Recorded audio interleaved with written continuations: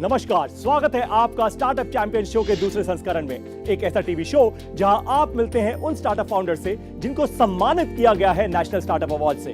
आज के एपिसोड में आप मिलेंगे एनवायरमेंट इंडस्ट्री के दो स्टार्टअप चैंपियन से, लूटल और इनोक्यूल। जरा सोचिए, आप अपने परिवार के साथ जा रहे हैं छुट्टियों पर और हाईवे पर आपको कहीं साफ रेस्टरूम चाहिए।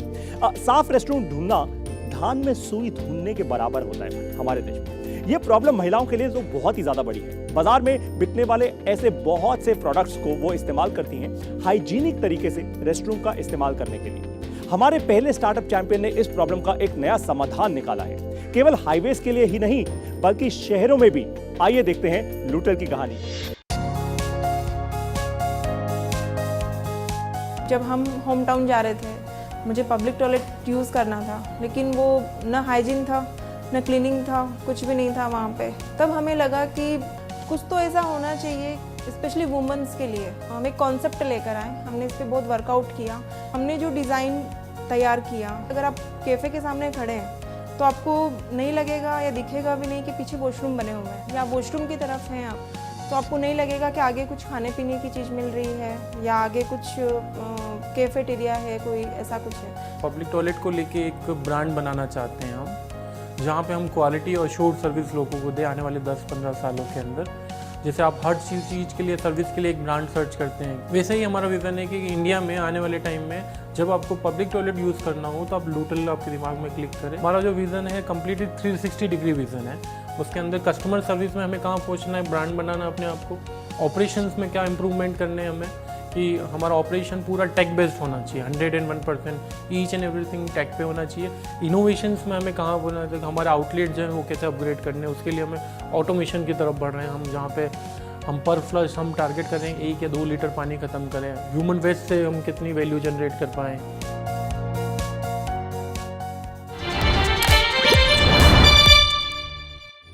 यशवंत और नीलम, आप दोनों का स्वागत है स्टार्टअप चैंपियंस के दूसरे संस्करण के इस एपिसोड में। Thank you.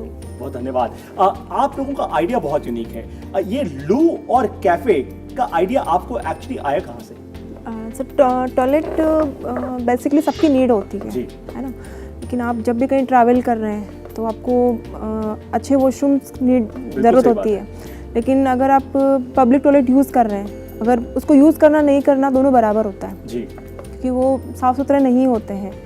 तो जब मेरे साथ जो इंसिडेंट हुआ उसके बाद हम दोनों को लगा कि ये प्रॉब्लम छोटी नहीं है जी।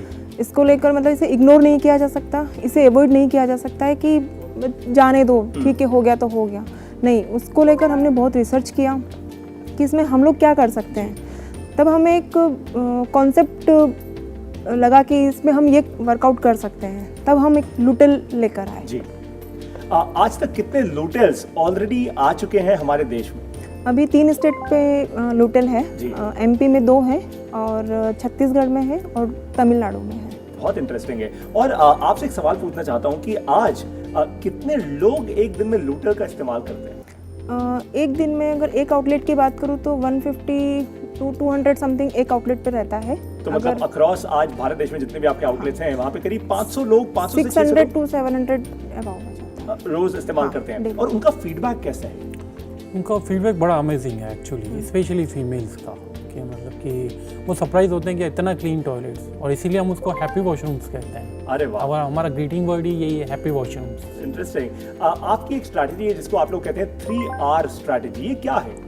3Rs में एक्चुअली बिफोर कोविड जो हमारा मॉडल था कैफ़े और टॉयलेट था 50-50% पे, लेकिन कोविड के बाद हमने अपग्रेड किया और फाइनेंशियल सस्टेनेबल बनाने के लिए तो हमने रिचार्ज, क्योंकि किसी भी व्हीकल को रिचार्ज करने के लिए एटलीस्ट 15 to 20 मिनट चाहिए, तो 15 to 20 मिनट्स में आप करोगे क्या जी? तो रिचार्ज, रिफ्रेश एंड रिफ्यूल, तो इस कंप्लीट टेक ब्रेक का जो कॉन्सेप्ट बनाया हमने। रिचार्ज, रिफ्रेश और रिफ्यूल। आइए अपना इलेक्ट्रॉनिक व्हीकल रिचार्ज कीजिए, रिफ्रेश हो जाइए और अपने आप को, आपका जो कैफे है वहाँ पे खाइए पिए और रिफ्यूल हो जाइए। अरे वाह। तो आपका बिजनेस मॉडल क्या है? आप लोग पैसा बनाते कैसे?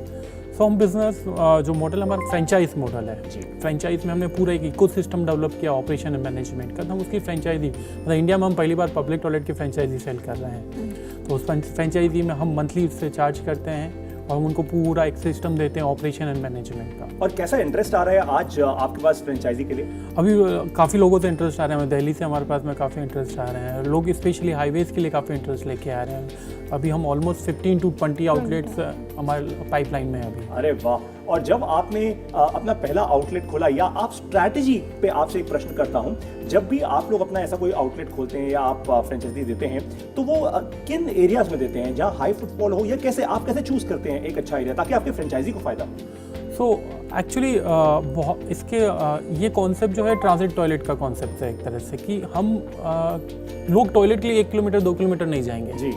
तो हमने बहुत स्मार्टली प्ले किया उसमें, कि हमने पहले उन्हीं लोकेशन को टारगेट चालू किया जहाँ पे ऑलरेडी क्राउड है, लोग वहाँ पे भीड़ है, शॉपिंग मार्केट से या कोई, जैसे हमारे जो चारों टॉयलेट है, एक मंदिर पे, एक बस स्टैंड पे, और एक मेन मार्केट एरिया में, और एक मेन चौराहे पे है। अरे वाह।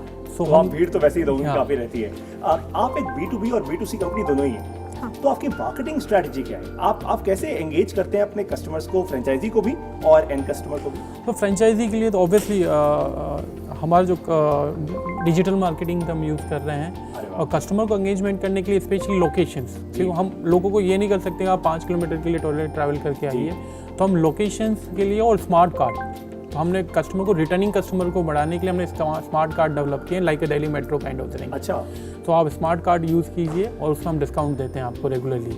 तो जो शॉपकीपर्स है, जो डेली यूज़र्स हैं, वो रिटर्निंग यूज़र्स है, लेकिन आप शॉप पे आपके 4 कस्टमर आते हो, तो इंस्टेड ऑफ द टी आप उनको ऑफर, वो पूछते हैं वॉशरूम कहाँ जाना है, तो वो कार्ड देते हैं, उनके कार्ड लेके टॉयलेट यूज़ करने आते हैं। अरे वाह, ये तो बहुत इंटरेस्टिंग चीज़ है। सो आपकी सेल्स स्ट्रेटजी क्या है? जब आप फ्रेंचाइजी के पास जाते हैं तो आप पहली चीज़ उनको क्या बताते हैं, और आप फ्रेंचाइजी को सपोर्ट कैसे करते हैं? तो सेल्स स्ट्रेटेजी बहुत यूनिक है, कि नॉर्मल जो अदर, मतलब मोस्टली जो कैफ़े बिजनेस होते हैं, अदर कैफ़े बिजनेस, वो कम्प्लीटली डिपेंडेंट होते हैं कैफ़े पे जी। लेकिन ये बहुत अच्छा क्रॉस सब्सिडाइज सिस्टम है इसमें फ्रेंचाइजी में, क्योंकि टॉयलेट जो है वो एक्स्ट्रा यूज़र बेस देता है कैफेटेरिया को, और कैफेटेरिया देता है फाइनेंशियल सस्टेनेबिलिटी टॉयलेट को। बहुत बढ़िया। सो कैफेटेरिया में जो एक्स्ट्रा बिजनेस मिलता है वो टॉयलेट से मिलता है। इंटरेस्टिंग। आपने अपने बिजनेस को फंड कैसे किया? आपने कोई एक्सटर्नल फंडिंग उठाई आज से? अभी तक तो नहीं।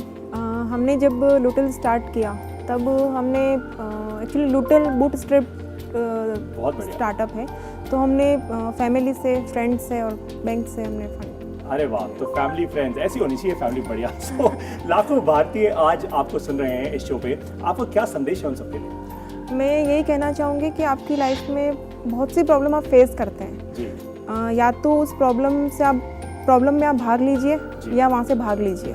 तो हमारे साथ में जो प्रॉब्लम आई, हमने उसमें भाग लिया, देन हम कंटिन्यू करते हैं और उस चीज़ को। जिस प्रॉब्लम पे या जिस सिस्टम पे आप काम कर रहे हैं, जिस विज़न पे आप काम कर रहे हैं, वो विज़न बड़ा होना चाहिए। मतलब आप अपने लाइफ में अगर विज़न बड़ा नहीं बनाएंगे तो कहाँ, और विज़न को बढ़ाने के बाद में, बड़ा बनाने के बाद में आप उसके ऊपर पूरा पेपर वर्क कीजिए, प्लान कीजिए। विदाउट एजुकेशन, मतलब प्लानिंग के आप आज जाओगे ना, प्लान फेल होने के लिए होता है, एग्री, लेकिन एटलीस्ट वो तो प्लान कीजिए। आपने 80% फेल होने के लिए प्लान बना लिया ना, तो एटलीस्ट आपके पास 20% होने का ही फेल होने का चांसेस है।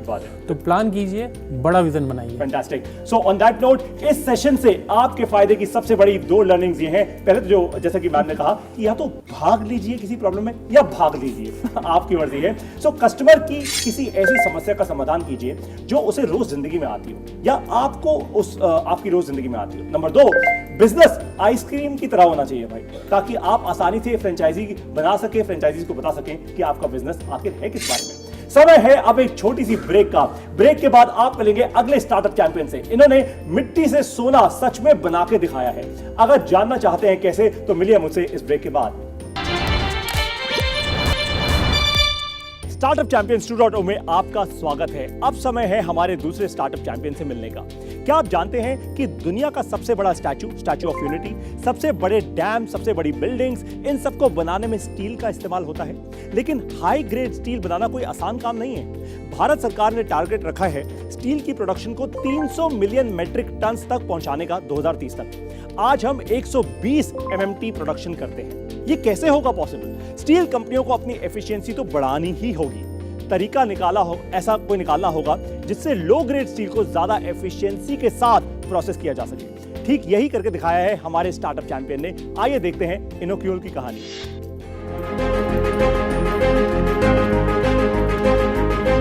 इनोक्यूल एक्चुअली हमने 2014 में स्टार्ट किया, और हम लोग भुवनेश्वर शिफ्ट हुए तो हमने देखा कि बहुत ज़्यादा गैप है। मिनरल इंडस्ट्री में कोई रिसर्च नहीं है, कोई ज़्यादा इनोवेशन नहीं है, जबकि मिनरल इंडस्ट्री हमारी इकॉनमी को इतना ज़्यादा उसकी कंट्रीब्यूशन है। IMMT लैब है भुवनेश्वर में, इट्स अ CSIR लैब। वहाँ पे हमने कुछ कोलैबोरेशन किया एंड वहीं पे हमारा छोटा सा एक ऑफिस लैब कम ऑफिस था।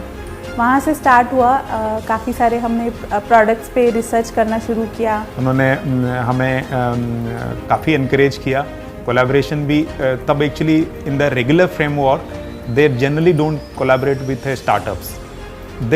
उन्होंने क्या किया, एक्चुअली अपने रूल्स को बेंड करके स्पेशल परमिशन लेके हेड ऑफिस से हमारे साथ कोलैबोरेट किया with a very subsidised rate. 110 साल पुराना एक प्रॉब्लम का चैलेंज है जो इनोकुलास इसको सॉल्व करने के पीछे लगा है। जब एल्यूमिना प्रोसेस होता है तभी कम से कम 1 टन एल्यूमिना से 2.7 टन का एक वेस्ट जनरेट होता है, जिसको हम लोग बोलते हैं रेड मड। उसी रेड मड को कैसे वैल्यूएबल जनरेट किया जा सकता है, उसी ऊपर हम लोग हम लोग एक प्रोसेस को डेवलप किए हैं जो कि पूरा पर्यावरण अनुकूल एक प्रोसेस है। 30% ऑफ वेस्ट को हम लोग मिनिमाइज़ कर रहे हैं and then again same process में ही हम लोग जो वैल्यूएबल उसको जनरेट कर रहे हैं, उसको बहुत सारा अलग प्रोसेस में हम लोग सेम एल्यूमिना के प्रोसेस में हम लोग इन्वॉल्व कर सकते हैं।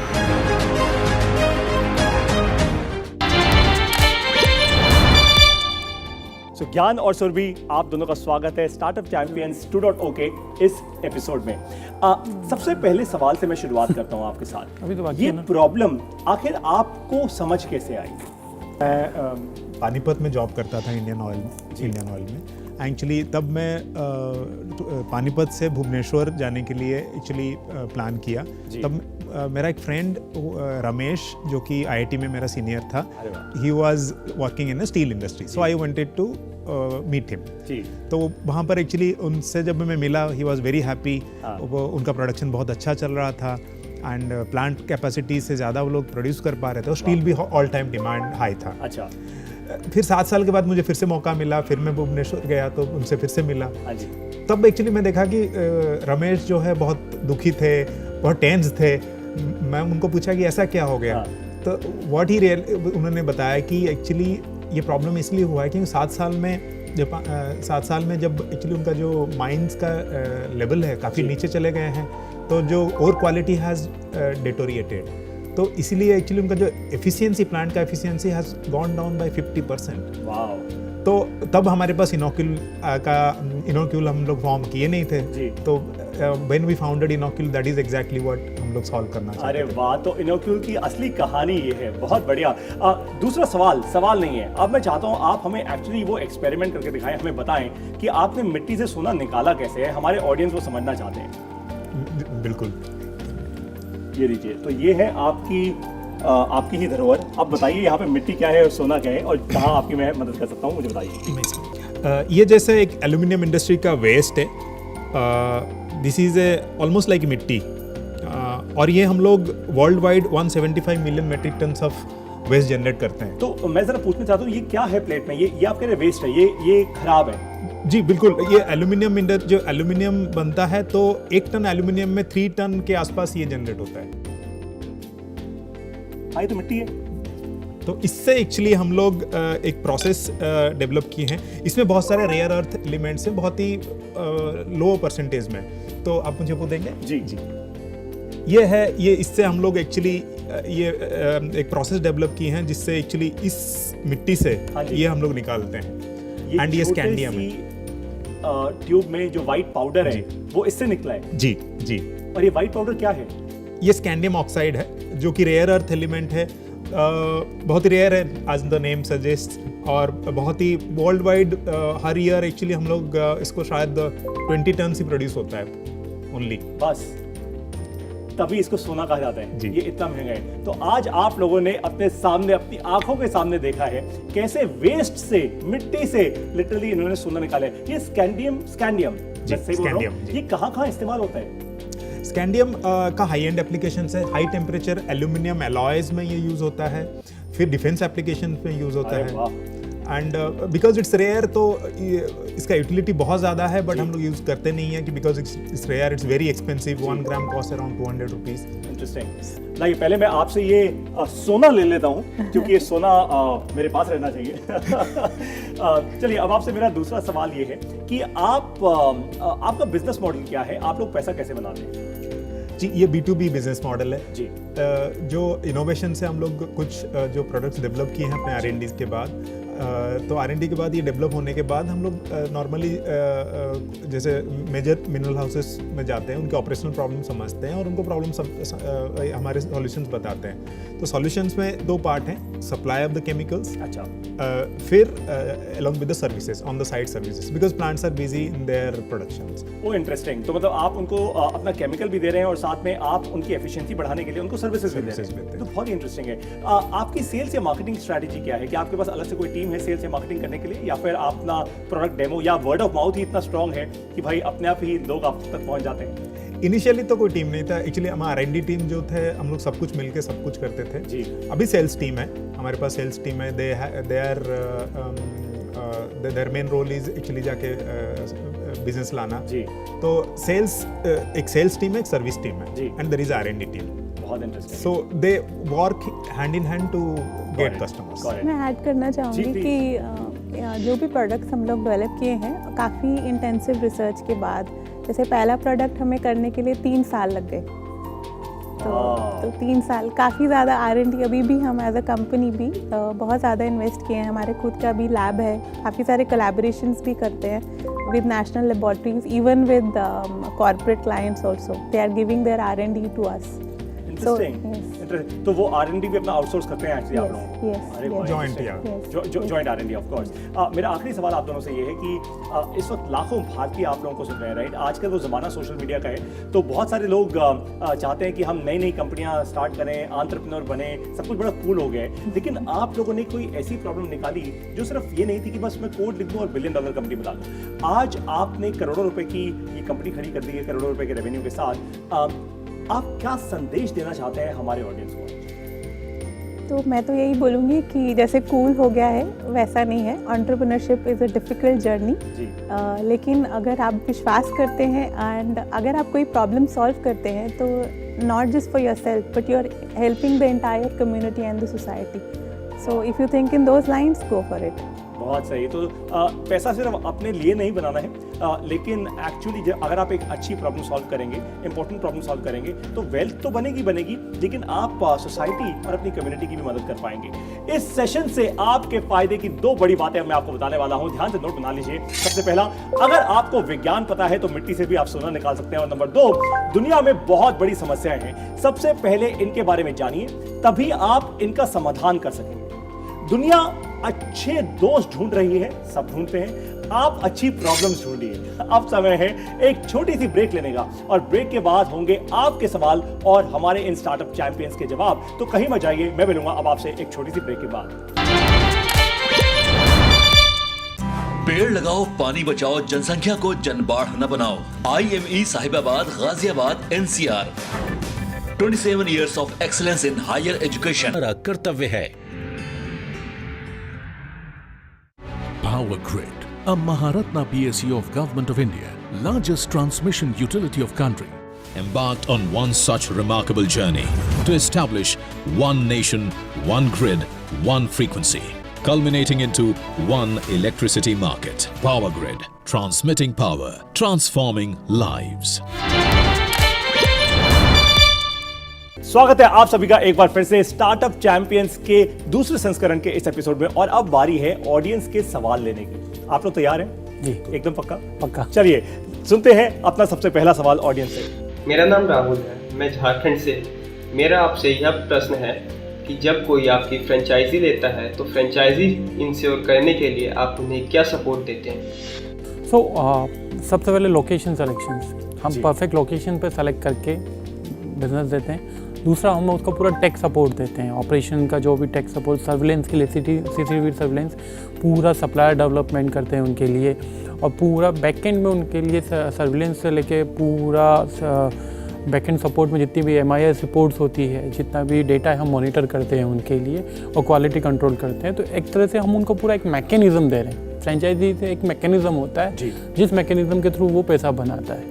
अरे वाह। और ये पूरा प्रोसेस मान लीजिए अगर आपकी फ्रेंचाइजी फॉलो ना करे तो क्या होगा? हम उनसे उनसे साथ बिजनेस नहीं करते हैं, क्योंकि हम लूटल जो है टॉयलेट की क्वालिटी के लिए, अगर वो हमारा प्रोसेस और मैकेनिज्म पूरा नहीं करते तो हम उनके साथ बिजनेस नहीं करते। बहुत सही। इसका मतलब बहुत साफ है कि लूटल की जो टीम है वो अपनी फ्रेंचाइजी को जेन्युइनली सशक्त करना चाहती है ताकि वो प्रॉफिट बनाए, अपना बिजनेस आगे बढ़ाए। अब बारी है हमारे दूसरे सवाल की। देखते हैं अब ऑडियंस अपना दूसरा सवाल क्या पूछेंगे। मेरा नाम ललित कुमार है और मैं हरियाणा से हूँ। मेरा क्वेश्चन है, जब आप अपनी कंपनी में किसी को रखते हैं तो आप किन क्वालिटीज़ को देखते हैं? मैं शुरुआत करूंगा हमारे विज़न से। हमारे विज़न ये है कि एज ए कंपनी हम लोग साइंस एंड टेक्नोलॉजी को समझना चाहते हैं, समझ के ह्यूमन सोसाइटी में कैसे इम्प्रूवमेंट आएगा उसको अप्लाई करना चाहते हैं। So if that is the goal then our hirings are also in that direction. तो हम लोग जब भी किसी को हायर करते हैं तो ये देखते हैं कि उसकी इंक्विजिटिवनेस कितना है। First inquisitiveness, second entrepreneurial spirit, क्योंकि हम लोग it's a startup, we do lot of multitasking. तो हमें ये चाहिए कि बार बार किसी को पुश ना करना पड़ेगा, ओवरऑल सब कुछ लेके ओनरशिप लेके कोई कर पाए। तो मतलब ओनरशिप हो, बहुत ज़्यादा प्रॉब्लम सॉल्विंग अंदर हो उस इंसान के, और विज्ञान में इंटरेस्ट और रुचि बहुत ज़्यादा हो, है ना। तो ये 3 इंपॉर्टेंट चीज़ें अगर आपके अंदर हैं तो अभी के अभी इस एपिसोड को देखने के बाद अपना CV भेज दीजिएगा आप इनोक्यूल को। हो सकता है आप इनकी कंपनी में हो जाएं हायर। लर्निंग से ही बढ़ती है अर्निंग, ये तो आपको पता है। तो इसलिए आज आप लेंगे 7वां कदम अपने बिजनेस को खड़ा करने का और बड़ा करने का। अपनी कंपनी को रजिस्टर करवाएं। अब तक आपने जाना आइडिया वैलिडेशन, MVP और बिजनेस प्लान के बारे में। अब आप तैयार हैं अपनी कंपनी को रजिस्टर करवाने के लिए। 3 बातों का जरूरी ध्यान रखिएगा। सबसे पहले एक वर्चुअल CFO हायर कीजिए। ये CFO क्या होता है? ये होता है चीफ फाइनेंशियल ऑफिसर। ये आपकी कंपनी की फाइनेंशियल दिशा और दशा को सही रखते हैं। लेकिन एक स्टार्टअप के पास इतना सारा पैसा तो होता नहीं कि वो CFO हायर कर पाए। आप लोगों ने CFO आज तक कोई हायर किया है क्या? नहीं ना। इसीलिए वर्चुअल CFO यानी ये वो लोग हैं जिनके पास बहुत सारा एक्सपीरियंस है, लेकिन ये वो लोग हैं जो आपको मदद कर सकते हैं, पर आप उनको फुल टाइम हायर नहीं कर सकते। तो ऐसे लोग आपको कहां मिलेंगे? CA फर्म्स या लॉ फर्म्स के पास। नंबर 2, अपनी स्टार्टअप को DPIIT के साथ रजिस्टर कराइए ताकि आपको स्टार्टअप इंडिया स्कीम का, स्टार्टअप इंडिया के इस पूरे इनिशिएटिव का फायदा मिले। आप लोगों ने रजिस्टर करवाया है अपने? बहुत सही। और नंबर 3, किसी भी एक अच्छी CA फर्म यानी चार्टर्ड अकाउंटेंसी फर्म या लॉ फर्म को हायर कीजिए जो आपको कॉन्ट्रैक्ट्स बना के दे पाए। हायरिंग के कॉन्ट्रैक्ट्स बनाने होते हैं। आप जब किसी के साथ पार्टनरशिप करते हैं तो भी आपको कॉन्ट्रैक्ट चाहिए होते हैं। ये लीगल कॉन्ट्रैक्ट्स ना बहुत जरूरी होते हैं। बहुत सारे फाउंडर्स का समय इन्हीं कॉन्ट्रैक्ट्स को बनाने में निकल जाता है। आप ये गलती मत कीजिएगा। तो आज आपने लिया वो 7वां कदम अपने बिजनेस को, अपनी स्टार्टअप को और भी ज्यादा सफल, सक्सेसफुल बनाने का। कैसा लगा आपको आज का ये शो? हमें बताइए अपने फीडबैक से। अपनी वीडियोस बनाकर शेयर कीजिए सोशल मीडिया पर और हैशटैग इस्तेमाल कीजिए #StartupChampions2। साथ ही इस दिए हुए ईमेल आईडी पर भेजिए हमें अपनी वीडियोस। अगले एपिसोड में आप मिलेंगे हेल्थ और वेलनेस इंडस्ट्री के स्टार्टअप चैंपियन से। इस एपिसोड में हमारे साथ जुड़ने के लिए आपका बहुत बहुत धन्यवाद। जय हिंद। डायबिटीज कंट्रोल हो सकता है डिजिटली। कुछ बड़ी प्रॉब्लम सॉल्व करना चाहते हैं, बड़ा सोचना चाहते हैं, तो आज इंडिया ही वो मार्केट है जो हमें वो एक्सेस देती है। ओरल कैंसर जो है ना, वो इंडिया में भी नहीं, पूरा संसार में पड़ा है। और इंडिया में 1/5 of the world population India से आता है।